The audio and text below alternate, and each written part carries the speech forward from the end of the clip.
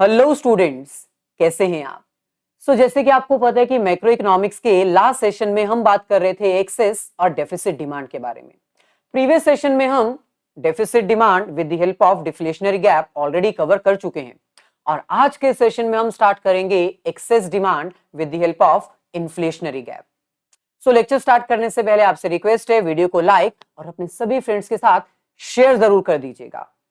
सबसे पहले देख लेते हैं कि आज के सेशन में हम कौन कौन से टॉपिक्स डिस्कस करेंगे। सबसे पहले तो हम बात करेंगे कि आखिरकार एक्सेस डिमांड सिचुएशन कौन सी होती है। एक्सेस डिमांड के कारण जो इन्फ्लेशनरी गैप आता है वो क्या होता है, इन्फ्लेशनरी गैप के मेन रीजंस क्या हैं, कॉजेज ऑफ इन्फ्लेशनरी गैप, और इन्फ्लेशनरी गैप के कारण फर्दर कॉन्सिक्वेंसेस क्या देखने को मिलते हैं, यानी इन्फ्लेशनरी गैप के कारण क्या रिजल्ट हमें देखने को मिलते हैं, हमारी इकोनॉमी में किस तरह के चेंजेस आते हैं। चलिए सबसे पहले हम बात करते हैं कि आखिरकार एक्सेस डिमांड होता क्या है। वैसे तो नेम से ही क्लियर है, एक्सेस डिमांड यानी डिमांड का ज्यादा होना। मार्केट में जो प्लान्ड परचेजिंग्स हैं अगर वो ज्यादा हो जाएं as compare to planned production के, तो उसको हम कहते हैं एक्सेस डिमांड। यानी जो कस्टमर्स हैं वो ज्यादा प्लान कर रहे हैं प्रोडक्ट को परचेज करने के लिए, लेकिन मार्केट में जो फर्म्स हैं, जो सप्लायर्स हैं, वो इतना प्लान कर ही नहीं पाए हैं प्रोडक्शन करने के लिए। इन दैट सिचुएशन अगर मार्केट में प्रोडक्शन कम होगी जबकि दूसरी तरफ डिमांड परचेजेस ज्यादा होंगी, तो इस सिचुएशन को कहते हैं हम एक्सेस डिमांड। और इस सिचुएशन में हमारी इकोनॉमी मार्केट इक्विलिब्रियम पर आ सकती है। जैसे कि मैंने आपको बताया, एग्रीगेट डिमांड और एग्रीगेट सप्लाई में से मेन रोल कौन परफॉर्म करता है इक्विलिब्रियम में? एग्रीगेट डिमांड, क्योंकि एग्रीगेट सप्लाई तो परफेक्ट इलास्टिक है। डिमांड बढ़ेगी तो मार्केट में सप्लाई बढ़ाई जा सकती है, डिमांड कम होगी तो सप्लाई कम की जा सकती है। यहां पर हमारा इक्विलिब्रियम लेवल हाई होगा या लो होगा वो डिपेंड करता है डिमांड के ऊपर। अगर हमारी इकोनॉमी में डिमांड ज्यादा होगी तो हमारा इक्विलिब्रियम लेवल हायर अटेन होगा, हमारे फुल रिसोर्सेज यूटिलाइज हो रहे होंगे। लेकिन अगर मार्केट में हमारी डिमांड कम होगी तो हमारा इक्विलिब्रियम लेवल लो हो जाएगा, जितने रिसोर्सेज हमारे पास हैं हम वो उतने यूटिलाइज नहीं कर पाएंगे। प्रीवियस सेशन में हमने आपको एग्रीगेट डिमांड जब कम होता है तो हमारा इक्विलिब्रियम लेवल लो होता है, हमारी इंप्लॉयमेंट, हमारी प्रोडक्शन, हमारी इनकम सभी कम हो जाते हैं। अब हम बात करते हैं अगर मार्केट में एग्रीगेट डिमांड ज्यादा है तो क्या इस सिचुएशन में इक्विलिब्रियम अटेन किया जा सकता है? Obviously yes. जब हमारी इकोनॉमी में एग्रीगेट डिमांड ज्यादा है, इन दैट सिचुएशन हम इक्विलिब्रियम अटेन कर सकते हैं, बल्कि हम हमारे सारे रिसोर्सेज भी यूटिलाइज कर सकते हैं, क्योंकि डिमांड ज्यादा होने के कारण फर्म्स ज्यादा प्रोडक्शन करेंगी, ज्यादा इंप्लॉयमेंट देंगी, ज्यादा इनकम जनरेट होगी, हमारी इकोनॉमी की जीडीपी भी बढ़ेगी। यानी एग्रीगेट डिमांड ज्यादा होना हमारी इकोनॉमी की जीडीपी के लिए एक विन एंड विन केस है, बेनिफिशियल केस है। एक्सेस डिमांड क्या है? Excess demand is the situation where aggregate demand is more than aggregate supply. यानी जब हमारी मार्केट में डिमांड ज्यादा होगी as compare to aggregate supply, तो उसको हम कहेंगे excess demand in relation to full employment. यानी जितनी एम्प्लॉयमेंट हम दे सकते थे वो सारी दे चुके हैं, उससे ज्यादा हम दे नहीं सकते हैं। अगर हम इस सिचुएशन को ग्राफिकली अंडरस्टैंड करें तो डायग्राम आपके सामने है। ये हमारे पास वाई एक्सेस, ये हमारे पास एक्स एक्सेस, ये हमारी इनकम कर्व यानी कि एग्रीगेट सप्लाई कर्व जो कि 45 डिग्री स्ट्रेट अपवर्ड मूविंग है। ये हमारी original aggregate demand curve. Originally ये हमारा इक्विलिब्रियम लेवल है और ये सिचुएशन है फुल एम्प्लॉयमेंट। Full employment. लेकिन अगर मार्केट में डिमांड ज्यादा हो जाए, एग्रीगेट डिमांड अगर ज्यादा हो जाए, ओरिजिनली हमारी एग्रीगेट डिमांड ये है, लेकिन इन्वेस्टमेंट बढ़ने के कारण या एक्सपेंडिचर्स बढ़ने के कारण मार्केट में अगर एग्रीगेट डिमांड ज्यादा हो जाए तो ये लाइन हमारी अपवर्ड मूव कर जाएगी, जिसके कारण जो इक्विलिब्रियम यहां पर इंटरसेक्ट हो रहा था अब वो इक्विलिब्रियम पॉइंट यहां पर आ जाएगा। अब इस सिचुएशन में ये हमारा न्यू इक्विलिब्रियम पॉइंट है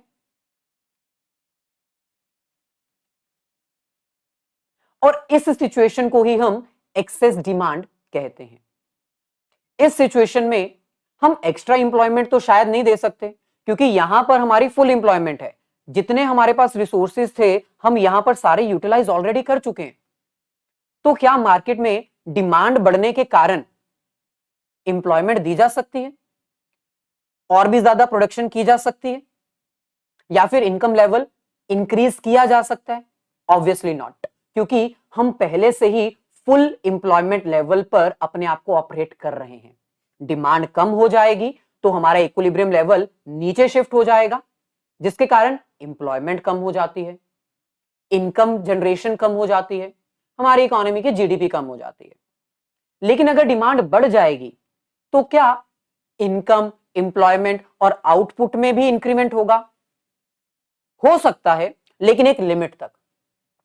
जब तक हमने फुल इंप्लॉयमेंट नहीं दी तब तक हम लोगों को इंप्लॉय कर सकते हैं, हम प्रोडक्शन बढ़ा सकते हैं, हम इनकम दे सकते हैं। लेकिन अगर हमारी इकोनॉमी पहले से ही फुल कैपेसिटी पे प्रोडक्शन कर रही है, हमारी इकोनॉमी पहले से ही फुल कैपेसिटी पे अपनी प्रोडक्शन कर रही है, तो इंप्लॉयमेंट तो दी नहीं जा सकती, इनकम लेवल भी इंक्रीज नहीं हो सकता।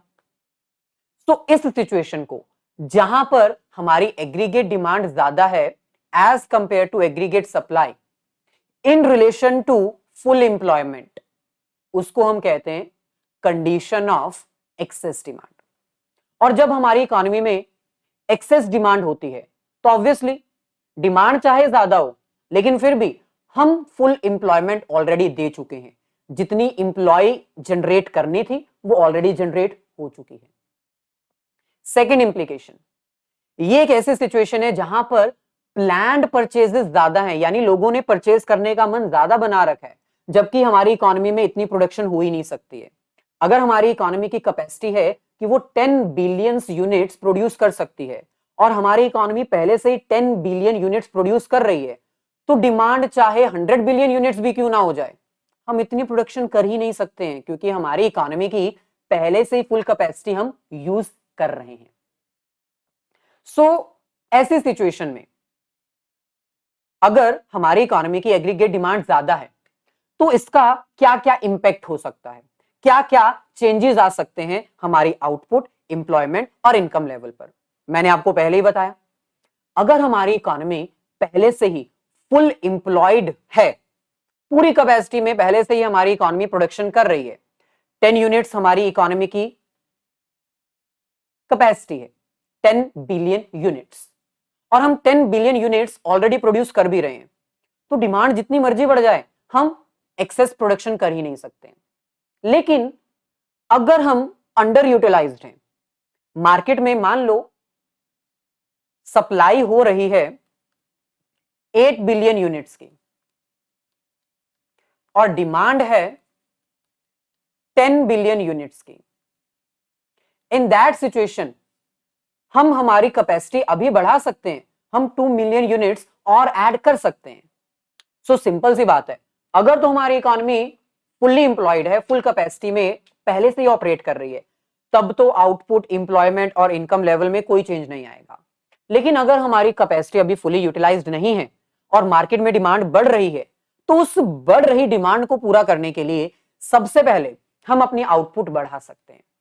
सो फर्स्ट चेंज जो एक्सेस डिमांड की सिचुएशन में आएगा वो होगा इंक्रीज इन आउटपुट, यानी हम ज्यादा प्रोडक्शन कर सकते हैं by giving employment opportunities.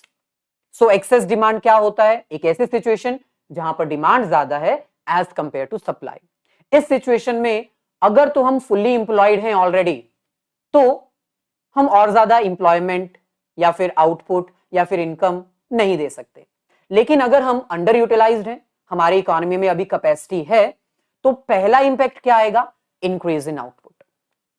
So increase in aggregate demand leads to increase in output, that is production of goods and services, but until all the resources are not fully utilized, भाई employment, income और output हम तभी तक दे सकते हैं जब तक हम फुली यूटिलाइज्ड नहीं हो जाते। जब हम 10 बिलियंस की यूनिट्स प्रोड्यूस करना स्टार्ट कर चुके हैं तो उसके बाद हम आगे नहीं बढ़ सकते। सिमिलरली हम एम्प्लॉयमेंट भी इंक्रीज कर सकते हैं, लेकिन again up to the limit of full capacity. So second impact क्या आएगा due to excess demand? Second change क्या आएगा? Increase in employment. जब तक हम एम्प्लॉयमेंट फुल यूटिलाइज नहीं कर सकते तब तक हम लोगों को एम्प्लॉयमेंट दे सकते हैं, लेकिन उसके बाद नहीं। So employment level will also increases as there is more demand. Market में डिमांड बढ़ रही है, उस बढ़ रही डिमांड को पूरा करने के लिए अगर हमारे पास कैपेसिटी है तो हम एम्प्लॉयमेंट दे सकते हैं, एम्प्लॉयमेंट लेवल इंक्रीज हो सकता है। लेकिन अगर हम सभी को एम्प्लॉयमेंट दे चुके हैं, all those who are willing to work, अगर उनको काम मिल चुका है, able to work, get their work, तब तो एम्प्लॉयमेंट नहीं दे सकते ना हम। Third change due to excess demand increase in income. Output बढ़ेगी, एम्प्लॉयमेंट देंगे तो भाई उनको पेमेंट भी तो करेंगे, फ्री में तो काम नहीं करवाएंगे ना उनसे। So increase in income. As there is increase in the level of employment, hence there will also increase in the level of income. Income भी इंक्रीज होगी। सो अगर एग्जाम में आपको क्वेश्चन आता है ना, explain the situation of excess demand, तो access demand का मीनिंग, डायग्राम और changes in income, output and employment. आगे बढ़ते हैं। अब हम बात करते हैं इन्फ्लेशनरी गैप की। आपको पता होना चाहिए अगर एक इकोनॉमी में एग्रीगेट डिमांड ज्यादा है as compare to aggregate supply और हमारी इकोनॉमी फुल्ली एम्प्लॉयड है in relation to full employment, मैंने अभी बताया अगर हमारी इकोनॉमी अंडर यूटिलाइज्ड है, हमने फुल कैपेसिटी यूज नहीं की है, तो इनकम भी बढ़ेगी, एम्प्लॉयमेंट भी बढ़ेगी, आउटपुट भी बढ़ेगा। लेकिन अगर हमारी इकोनॉमी फुली यूटिलाइज हो चुकी है, हमारे पास जितने रिसोर्सेज थे, जितने फैक्टर्स ऑफ प्रोडक्शन थे, जितनी एम्प्लॉयमेंट दे सकते थे, सारी यूज कर चुके हैं हम। 10 बिलियन यूनिट्स हम प्रोड्यूस कर सकते थे, उतनी प्रोड्यूस कर चुके हैं हम, लेकिन फिर भी डिमांड बढ़ रही है, तो ऐसे सिचुएशन में हम एम्प्लॉयमेंट तो नहीं दे सकते, आउटपुट भी नहीं बढ़ा सकते, इनकम भी इंक्रीज नहीं कर सकते। तो फिर इस सिचुएशन में इकोनॉमी में क्या आएगी? महंगाई, inflation. So that is known as inflation gap. Inflation gap एक ऐसी सिचुएशन है जो एग्रीगेट डिमांड के बढ़ने के कारण एक इकोनॉमी में जनरेट होती है। जब एक इकोनॉमी में एग्रीगेट डिमांड ज्यादा होती है और इकोनॉमी ऑलरेडी फुल्ली यूटिलाइज्ड है, उसके सारे रिसोर्सेज कंप्लीट फुल कैपेसिटी में यूज हो चुके हैं, तो उस सिचुएशन में डिमांड बढ़ती जा रही है, बर्डन बढ़ता जा रहा है, तो महंगाई ही होगी, प्रोडक्ट्स महंगे होने लग जाएंगे क्योंकि मार्केट में प्रोडक्ट्स के सप्लाई की शॉर्टेज है, डिमांड बढ़ती जा रही है। सो inflationary gap is the situation of excess demand in which aggregate demand is more than the aggregate supply। ये एक ऐसी सिचुएशन है जहां पर एग्रीगेट डिमांड बढ़ती जा रही है as compare to aggregate supply, क्योंकि सप्लाई हमारी चाहे परफेक्ट इलास्टिक है, लेकिन कैपेसिटी के ज्यादा तो नहीं ना बढ़ाई जा सकती। It is a situation of excess demand in which aggregate demand will be more than the aggregate supply and aggregate supply exceeds full employment level। मतलब full employment level exceed कर चुके हैं हम, मतलब हम और ज्यादा employment नहीं दे सकते। जैसे फॉर एग्जाम्पल ये हमारा y एक्सेस और ये हमारा x एक्सेस, ओरिजिनली ये हमारी इक्विलिब्रियम लेवल है जहां पर एग्रीगेट डिमांड और एग्रीगेट सप्लाई इक्वल है। अब मार्केट में खर्चा बढ़ गया, लोगों की डिमांड बढ़ गई, जिसके कारण ये लाइन ऊपर की तरफ शिफ्ट हो गई। अब नया इक्विलिब्रियम ये है। इस सिचुएशन को हम ओवर द फुल एम्प्लॉयमेंट तो नहीं जनरेट कह सकते। जैसे अगर हम इसको फुल एम्प्लॉयमेंट कहते हैं, economy is at equilibrium under full employment, हम इसको ये कह सकते हैं। तो क्या इसको हम ये कहेंगे economy is at equilibrium over the full employment, employment से ज्यादा एम्प्लॉयमेंट दे दी है? पॉसिबल ही नहीं है, क्योंकि जितनी एम्प्लॉयमेंट हम दे सकते थे वो मिल चुकी है। तो ये एक ऐसी सिचुएशन है जो इन्फ्लेशनरी गैप में कवर किया जाएगा। यानी यहां पर ये जो आप ट्राइंगल देख रहे हो ना, यही आपका इन्फ्लेशनरी गैप है, दिस वन। सो जब मार्केट में डिमांड ज्यादा हो जाए, हमारी इकोनॉमी पहले से ही फुल्ली इंप्लॉयड है, सारे रिसोर्सेज हम यूज कर चुके हैं, फिर भी अगर डिमांड बढ़ रही है तो उसी को हम इन्फ्लेशनरी गैप कहते हैं। ये इन्फ्लेशनरी गैप आता क्यों है? Reason, causes. कॉजेस को हम टू पार्ट्स में डिवाइड कर सकते हैं। First for the closed economy and the second one for open economy. जैसे कि मैंने बताया, एग्रीगेट डिमांड के टोटल 4 कंपोनेंट्स हैं, लेकिन एग्जाम में आपको 2 ही करने हैं, सिलेबस में 2 ही मेंशन है। First consumption expenditures, private consumption expenditures, and second private investment expenditure. यानी एग्रीगेट डिमांड के 2 ही कंपोनेंट्स होते हैं, एक तरफ कंजम्पशन वाले एक्सपेंडिचर्स का बढ़ जाना और दूसरी तरफ इन्वेस्टमेंट एक्सपेंडिचर का बढ़ जाना, या फिर दोनों का बढ़ जाना, जिसके कारण मार्केट में डिमांड बढ़ जाती है।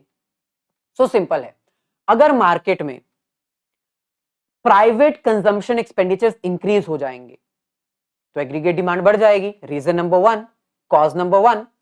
कॉज नंबर 2, या फिर यह भी हो सकता है कि मार्केट में इन्वेस्टमेंट एक्सपेंडिचर्स बढ़ जाएं, लोग पहले के मुकाबले ज्यादा इन्वेस्ट कर रहे हैं, ज्यादा पैसा सेव कर रहे हैं, ज्यादा पैसा इन्वेस्ट कर रहे हैं, जिसके कारण मार्केट में एग्रीगेट डिमांड इंक्रीज हो रही है।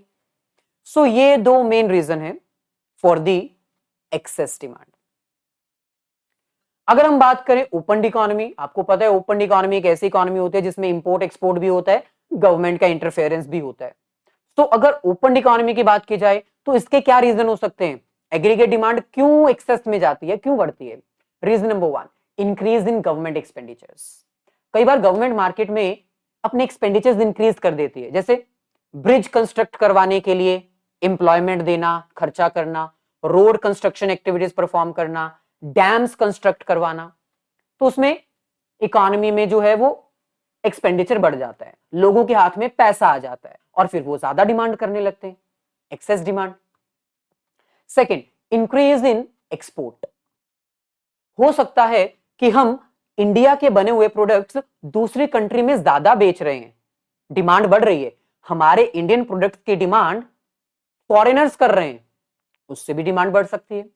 Third, decrease in imports. हो सकता है कि हम इंडियन लोग बाहर का सामान छोड़कर इंडिया का सामान खरीद रहे हैं, डिक्रीज इन इंपोर्ट, हमने दूसरी कंट्री से सामान लेना बंद कर दिया, हम अपनी कंट्री का सामान अब ज्यादा खरीद रहे हैं। तो अगर हम अपनी कंट्री का सामान ज्यादा खरीदेंगे तो ऑब्वियसली एग्रीगेट डिमांड तो बढ़ेगी ही ना। Fourth, decrease in tax rates. Government अगर अपने टैक्स रेट्स कम कर देती है तो कंज्यूमर्स थोड़े ज्यादा रिलैक्स हो जाते हैं और पहले के मुकाबले थोड़ी ज्यादा डिमांड करते हैं, जिसके कारण अगेन डिमांड बढ़ जाती है, एक्सेस डिमांड। सो ये 4 रीजंस हैं इन ओपन इकोनॉमी। अच्छा, इन्फ्लेशनरी गैप क्या होता है, इसके क्या कॉजेज हैं, इसका डायग्राम पूरा अच्छे से हमने समझा दिया। अगर हम बात करें कॉन्सिक्वेंसेज ऑफ एक्सेस डिमांड की या फिर इन्फ्लेशनरी गैप की, मैंने अभी आपको बताया, अगर एक इकोनॉमी में एक्सेस डिमांड है और हमारी इकोनॉमी अगर पहले से ही फुल एम्प्लॉयड है, पूरी कैपेसिटी में हम अपना ऑपरेशंस ऑलरेडी चला रहे हैं, तो there will be no change in income, no change in output, no change in employment. तो वो भी कंडीशन आपको यहां पर मेंशन करनी है। So first, no change in output. भाई अगर आपकी इकोनॉमी पहले से ही फुल्ली एम्प्लॉयड है, इन दैट सिचुएशन आपकी डिमांड जितनी मर्जी बढ़ती जाए, लेकिन आप प्रोडक्शन नहीं बढ़ा सकते। क्यों प्रोडक्शन क्यों नहीं बढ़ा सकते सर? नई टेक्नोलॉजी ले लेंगे। भाई हमने एज्यूम किया हुआ है शॉर्ट रन है, शॉर्ट रन इक्विलिब्रियम है, और शॉर्ट रन इक्विलिब्रियम में कुछ फैक्टर्स फिक्स्ड हैं जिनको हम चेंज नहीं कर सकते, जैसे कि टेक्नोलॉजी, अभी आपके माइंड में आया होगा ना, सो वो फिक्स्ड है। सो ऐसे सिचुएशन में जहां पर हमने एजम्पशंस भी ले रखी हैं, उसमें फर्स्ट कॉन्सिक्वेंस क्या है एक्सेस डिमांड का? No change in output. हम अपनी प्रोडक्शन नहीं बढ़ा सकते क्योंकि हम अपने सारे रिसोर्सेज ऑलरेडी फुल्ली यूटिलाइज कर चुके हैं। Second, there is no change in employment. हम एम्प्लॉयमेंट भी नहीं चेंज कर सकते क्योंकि भाई हम पहले से ही जो बंदे काम करना चाहते हैं, जिनको काम करना आता है और जो एग्जिस्टिंग वेज रेट में काम करने के लिए तैयार हैं, हम उन सबको जॉब दे चुके हैं, हम फुल्ली पहले से ही एम्प्लॉयड हैं। तो और जॉब अपॉर्चुनिटीज भी क्रिएट हम नहीं कर सकते एक्सेस डिमांड की सिचुएशन में। Third, increase in price level. भाई आउटपुट, एम्प्लॉयमेंट और इनकम चेंज नहीं हो सकती, लेकिन महंगाई तो हो सकती है ना। जिसको हम इन्फ्लेशन कहते हैं। सो इन्फ्लेशन का मेन रीजन क्या है? मार्केट में डिमांड बढ़ती जा रही है, सप्लाई हम नहीं बढ़ा सकते, आउटपुट नहीं बढ़ा सकते क्योंकि हमारी इकोनॉमी पहले से ही फुली एम्प्लॉयड है, हमने सारे रिसोर्सेज पहले से ही यूज कर लिए। इसीलिए क्योंकि सप्लाई नहीं बढ़ाई जा सकती, डिमांड बढ़ती जा रही है, सप्लाई की शॉर्टेज है, डिमांड बढ़ती जा रही है, तो महंगाई ही होगी ना एक इकोनॉमी में। So although there is no change in output and employment, but there is increase in the general price level all over India, all over the economy में इन्फ्लेशन हो सकती है, जिसको हम इन्फ्लेशनरी गैप कहते हैं। सो फोर्थ कॉन्सिक्वेंसेस, अगर ऐसे ही चलता रहा तो इन्फ्लेशन आएगी, महंगाई होगी, जिसको हम इन्फ्लेशनरी गैप कहते हैं। कैसे होगी? सिंपल सी बात है, हम अपनी प्रोडक्शन बढ़ा तो सकते नहीं है, हम आउटपुट बढ़ा नहीं सकते हैं क्योंकि हम पहले से ही सारे रिसोर्सेज यूज कर रहे हैं। सो जो एग्जिस्टिंग रिसोर्सेज हैं उनके ऊपर ना एक प्रेशर बढ़ता जाएगा डिमांड का कि ज्यादा से ज्यादा प्रोडक्शन करो। एक एम्प्लॉय ओवर टाइम करने के लिए तैयार होगा, जिसके लिए वो एक्स्ट्रा पैसा मांगेगा, एक्स्ट्रा वेजेस मांगेगा, जिसके कारण मार्केट में महंगाई हो जाएगी। क्योंकि आपको पता है जब प्रोडक्शन की कॉस्ट बढ़ जाती है, फर्म्स जब एक्स्ट्रा कॉस्ट बियर करती हैं, जब उनको ओवर टाइम देना पड़ता है, तो वो वसूल कस्टमर से ही तो करती हैं अपना पैसा। सो जिसके कारण मार्केट में प्राइसेस बढ़ते जाएंगे और कॉन्स्टेंटली ये सर्कल चलता जाएगा, एक्सेस डिमांड एक सर्कल चलाता रहेगा। नेक्स्ट, हमारी जीडीपी में ज्यादा ग्रोथ नहीं होगी, स्टैटिक जीडीपी।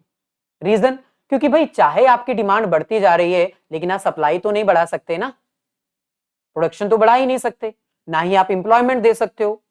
प्रोडक्शन नहीं होगी, एम्प्लॉयमेंट नहीं होगी, इनकम लेवल नहीं बढ़ेगा, तो जीडीपी भी नहीं बढ़ेगी ना, क्योंकि GDP means gross domestic production, और प्रोडक्शन तो हम बढ़ा ही नहीं सकते हैं एक्सेस डिमांड की सिचुएशन में। So static GDP. And last one is loss of profit. Market में डिमांड है लेकिन फिर भी प्रोड्यूसर सेक्टर प्रोडक्शन करके पैसा नहीं कमा सकता, मुनाफा नहीं कमा सकता। क्यों? क्योंकि वो ऑलरेडी फुल कैपेसिटी में अपनी प्रोडक्शन कर रहे हैं। तो ऐसे सिचुएशन में उनका मुनाफा तो लॉस ही बन जाएगा ना, मतलब जो वो मुनाफा कमा सकते थे वो नहीं कमा सकते, because producers are not able to raise their supplies. Last, अगर हम बात करें excess demand and wage price spiral के बारे में, ये एक इंपॉर्टेंट कॉन्सेप्ट है। अगर मार्केट में एक्सेस डिमांड होती है तो उससे जो वेज रेट होता है वो बढ़ता रहता है, और वो वेज रेट डायरेक्टली या इनडायरेक्टली मार्केट में इन्फ्लेशन लेकर आता है। अगर एग्जाम में आपको ये क्वेश्चन आता है तो आपका आंसर होना चाहिए obviously yes, excess demand will brings wage price spiral, मतलब महंगाई बढ़ती जाएगी, धीरे धीरे महंगाई होती जाएगी। कैसे? सिंपल सी बात है, मार्केट में एक्सेस डिमांड है, इस एक्सेस डिमांड के प्रेशर को बियर कौन करेगा? एग्जिस्टिंग रिसोर्सेस जो भी हम यूज कर रहे हैं, लैंड, लेबर, कैपिटल, एंटरप्रेन्योर। अब क्योंकि हम उसको ओवर यूटिलाइज कर रहे हैं, हम ज्यादा इंप्लॉयमेंट नहीं दे सकते, लेकिन एग्जिस्टिंग इंप्लॉयज को ओवर टाइम के लिए कह सकते हैं, उनकी वेजेस बढ़ानी पड़ेंगी। वेजेस अगर बढ़ाएंगे तो खर्चा बढ़ेगा, खर्चा बढ़ेगा, वेजेस बढ़ेंगी, तो इसकी वसूली कस्टमर से की जाएगी बाय चार्जिंग हायर प्राइसेस। 10 रुपए वाला प्रोडक्ट अब 15 रुपए में बेचा जाएगा, जिसके कारण मार्केट में महंगाई हो जाएगी। अगर प्रोडक्ट्स महंगे होंगे तो कॉस्ट ऑफ लिविंग भी तो महंगी हो जाएगी। जो चीज पहले 10 की मिलती थी अब 15 की मिलती है, आपको भी 15 की मिलती है, मेरे को भी 15 की मिलती है, तो मेरे को ज्यादा खर्चा करना पड़ेगा। जितना ज्यादा मेरे को खर्चा करना पड़ेगा उतनी ज्यादा मैं वेजेस डिमांड करूंगा। मैं कहूंगा ना अपने बॉस से कि भाई महंगाई हो गई है, तनख्वाह बढ़ाओ, तो फिर से सर्कल स्टार्ट हो जाएगा। तनख्वाह बढ़ेगी, प्रोडक्शन कॉस्ट बढ़ेगी, प्रोडक्ट के प्राइसेस बढ़ेंगे, फिर से कॉस्ट ऑफ लिविंग बढ़ जाएगा, यानी ये सर्कल चलता रहेगा। So excess demand leads to wage price spiral. Inflationary gap और डिफ्लेशनरी गैप दोनों हमने आपको करवा दिया। दोनों के बीच का बेसिक डिफरेंस आप अपनी स्क्रीन पर देख सकते हो, इनको एक बार जरूर रीड कर लेना। इन्फ्लेशनरी गैप और डिफ्लेशनरी गैप आखिरकार होता क्या है। मिलेंगे नेक्स्ट सेशन में, जहां पर हम बात करेंगे how to remove problem of excess demand and deficit demand. Video अगर अच्छी लगी हो तो लाइक और अपने सभी फ्रेंड्स के साथ शेयर जरूर कर दीजिएगा। मिलेंगे नेक्स्ट सेशन में। All the very best, have a nice day and great day.